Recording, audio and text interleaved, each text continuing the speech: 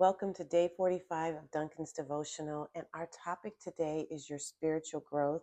Our scripture is Philippians 4:4. Rejoice in the Lord always. And again, I say rejoice. And this title is Rejoice? Really? And I remember when I was going through a really dark time, and I was just going through the scriptures and I was finding certain verses, and I would just pray through them every day. And as I was going through I landed on Philippians 4, where it said, rejoice in the Lord always. And I felt the spirit like, nope, that needs to be one of them. I'm like, nobody's trying to be rejoicing right now, God. This doesn't feel good. But I obeyed. And I just kept saying, when I go to that prayer, I said, Lord, help me to rejoice in you always. And again, Lord, help me to rejoice.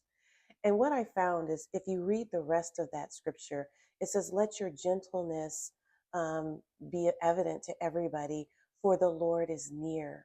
And then he goes on and he says, be anxious for nothing, but in everything with thanksgiving, present your petitions to God, and the peace of God, which passes all understanding, will cover you. And it's almost like the peace that passes understanding will guard your heart and your mind.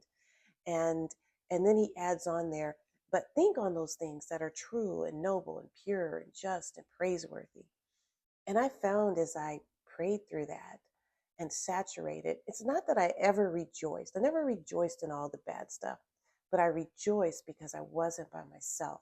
I rejoiced because God was present with me. When I read his word and prayed, and you'll find this when you go through the dark times, it's like bread to a starving soul, right?